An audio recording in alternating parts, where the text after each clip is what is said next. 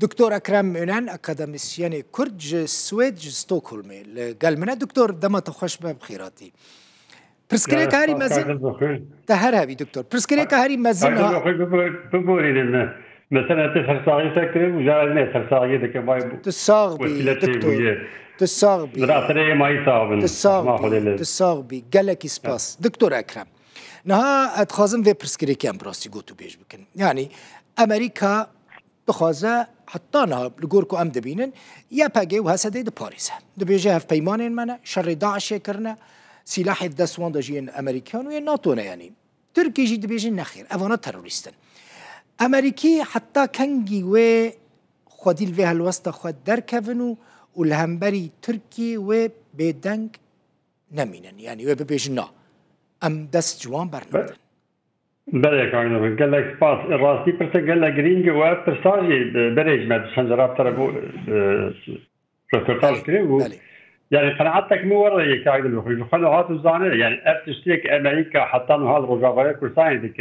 هي سياسه حكومه بايدن او سياسه واني في الرجاء كردستانيه ما فيش ترامب جي حتى انه تشكي تدي ام بيجن هر شقة تسي بوزيتيف هي تسي نيجاتيف يعني دين جبرانات ايوان تسي كيوري كونكريت ام بيجن اوي امريكا يعني اب حكومه ام بي ترامب هنا كنا دياري كي ليه از كان تسي ليه تسي جرين بيجن بله جناب تنزان يعني افتشتي انكو المنطقه مثلا سوريا مثلا اسرائيل حتى مثلا اوكرانيا يعني امريكان بيجن از حسبي شركي استشاء جهاني دمشق او شرع وقت شرع جهاني بري يد داجي سي شافلا دوام كل نو هاج باي اف شرع سي فلا دوام كل نو هاج نامي تنزان دفاتشن ما هي شامد ام بيج ما هيك دمه تر ديارك اوي ترامب وبوتين لهبرون وترامب هاجل جناب تنزان ترامب بري بچن روجا اشارتا او دخوازي بروسيا الهب بك وجناب تنزان برساك بروسيا الهب كمان لا برسا اوكرانيا يعني برسا اوكرانيا جزء كي بتشوك جتكلي روسيا وامريكا يجي ترامب خوجي اعتراف كرك او لسر او لكاريا اوروبا الهب ناكن او لسر اسيا باسيفيك الهب ناكن او لسر مثلا ايه اوكرانيا حتى كبت تدخل ناف ولاتين نيجي روسيا لكن أنا حما أفرستان حما مثلا روزاتا نيجي كنا بين أفرست حمو طلعت تعمل أويد نهاج دويد جبينا بوتين وترامب أويد بمناقشة كن وبيشتي جبينه قناعات تعمل قال لك تشتي ويد نازلال بين قال لك تشتي بويب بلي بويب كل هذا وأبي باحتمال يحط نيجي يعني دي شيء في الشام أويد حتى لكن نها لسر يعني هالشقة زمر غير أسكان لكن لأنها حتى بركي حاضرية جبينة لكن الكجاولاتي بالشقة واي بالسرشوير الطيب بالسرشوير الهبكن أنت حاسبين يعني أو قش تشتي أنا دياريات مال هاي أو قش تشتي جبينة أشكال بدن برصاد نية كارك بدن بقول برصاد سوري نها جمال قرين كبرصاد سوري عم بعرف ومثلا كردايم أنا حتى كمرة كارك بقول تجي تزانه لما ممكن الشر وروجا كده أما روسيا أو إيران وأسد در الحكم بردل ودركزن وحتى شيء يرتكب شامي أفهموا أشكالين هفكرنك بو الهفكرنك بو لبرت ترش بو ما قشا جرينكي وربو قال لك اكترتاجي بو قال روزانا فاناجي قال لك جرينكي كت هفكرين دنا بنا كده يعني لسالك اتصال هفكرين هركز متفقة هفكرين دورتا كيف كده او ندياره طلعتك مو وراي افرساجي حياه رزاكي جبوتش ازورد فكرين ذكرت اتفاق بين روسيا وامريكا ده افتشتيبو يعني بري هي وقت روسيا وسوريا وقتنا اساس جهابو اگرتي بلاد ما تشنجرات ركورتاج اللي جاي متجراغو يعني روسيا دخلت ايران وتركيا سوريا دركه يعني لكل بدايه ام ذكرت بيجن ببيت اتفاقي يكج تشتيك دركت ايران سوريا درخصتن يكج حتى مدن تركيا هيستن دهستي امريكا ده يعني وقت امريكا تركيا سوريا درخن يعني از خالد بين شيء كاكني ليفل تسكي جرينج اوروبي بدري از حاسبينه قناعتك مو ورايا اوروبي بي بارمان هناك اوروبي اكتيفونا اوروبيا نوها برياج نوهاجي حواله ورفقاج ايضا برپرسي ألمانا فرنسا زان هابر أكتيفن يعني قال لك تين سوري ودهرن قناعتك ميجي أول كاركتر بقول دخل اوروپی حسبین او به پارمان دخوازن به اخیبونا خو که امزین دخوازن پارێکی سووری وەربگرن ئەساس باشە دکتۆر باشە دکتۆر ئەکرەم مەسەلەن ئەم دەبینن ینی لە باکووری کوردستانی تورکیە یعنی دخوازە دی دەست بە پێواژوویەکە نو بکێ احتیمالە ینی چقاس ڕاستە نزانم دەبێژن دەبەک و سەرۆکی پەکێکی عەبدوڵڵا ئۆجەلان 15 مەهابێ بە ئاخەفێ تەلەڤیزۆنێدا سپیکۆلاسیۆنن جدیە نەجددی ئەس نزانم لێ لەبەر فێم نەکردیانی لێ دەرێت دخوازە ئاشتیەکێ پێک بینە لەگەل پەکەکێ لە سووریێ ئێریشی یە پەکێ و هەسەدێ دکە و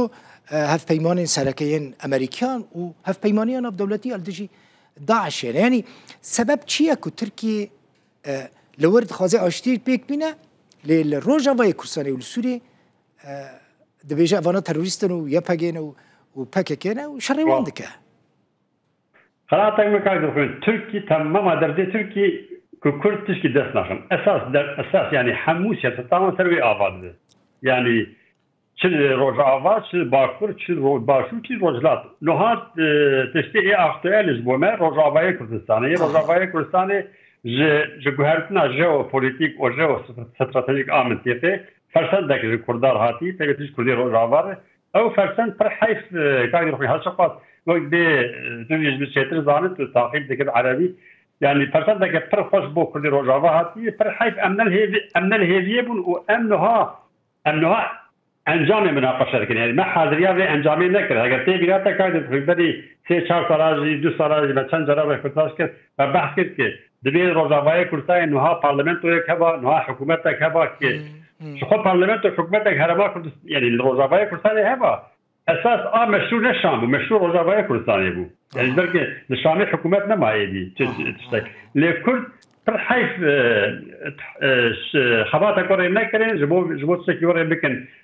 تشكيوري آباد بكن خبات شنبو او شنبو لي تركا كاكد بكن ترك تماما در ديوان كرد تشكي بدست نخن جبو ويجي وقت جنابتا عنقو راست جالي كي دبيجن بتفكر لتركيا بسروكي تفكر گفتگو دکن جبو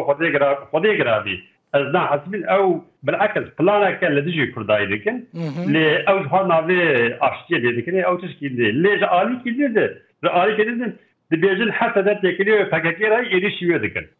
يعني لفر نقطاك اول تركي وقت مقول حموش يساوي سرك كردستكي بس ناخن نقطه داكاك دلوخين دبي عم يعني ام كرد بخوزي وقت دبي كمية خديني برخو او نوك او ستراوس لقلقك هاي ترى خلفوك وجودير درتي دبي امزي يدي قبل ممكن يعني تكاكا ويخطلك انه موجنا يعني الناس نيك تكاكا هركي هل جيكي هل هناك للبشوان او هل هناك البشوان جي ناكوكي وان هنا جبو ويجي ده تركي قال لتركي بعد الله وجلان لهفتنا كالحرب اللي جور حسابيه خال جور دليه لأي وقت جي يديش رجاوية كردستان دكين ورجاوية كردستان جي دبيجن جبوك فكاكل يديش كوان دكين نجبو تشكيدني دبيج بانا فرشاكي فكاكل جي دكين دكين جوز علي كي تبصرك فكاكل ودنا تركيا يعني لبر شيء لبر جاي جمال أشكالي هذا يعني فكاكا بخوا نه هوموجنه قنديل عليك رجاوية كردستان يعني أوجي كتكليون فكاكير زفنا نبذ زيري أمريكا زيري كاتنكا أوجي كليون فكاكير هاي أوجي آليكن وجاك إيراني أو آليكن يعني هذا خاطر يدري بيجن شيء فكاكا نهو موجانة تركيا أرمانجا تركيا شيء كاكتر بخوين وحساب دقيردقو بريا عبد الله أجران من كنا أسكاربم حمو فكاكير تخم كنترول آخر وفي هذا فكاكيت وكل المنطقه هي دبجوني تركي دي بكاربين لتركي حسابيه الشارج دركات وقت مجو يعني دبي يعني وقت باورك هر او دزانك وريه لوان بركي تخمين قصاي ناكوكيوان وامريكا ناكوكيوان وايران ناكوكيوان والمانيا ناكوكيوان وروسيا قدام قصاي ناكوكيوان هي que هذيك البش قنديل هذيك البش رجاوية كردستان هذيك البش بجاكين بروبلمي عم تركارهانه بروبلمي عم تركارهانه بويجي غينادن قنديله يا بجاك يا رجاوية كردستان كتركار ذيك اللي يخش بكن يا ترك بخازم عم آلي وخاز بكن تاخذ كنترول آخر جبوا بيد يعني أز حزين يكجي ترك مثلا وان اساس ارمانج كردي اللي ادجي فككنا هوموجين عبد الله دران سبيدر كفتش كي بيجي الباور دك نا قنديل بجهد دي ونا حسد جهد دي وحتى فجاجي جهنا التصميم دي قال لك يعني بويد او مثلا قال لك سباس دكتور اكرم مالاتافا اكرم يونانج ستوكهولم میوانم بوی قال لك خلاص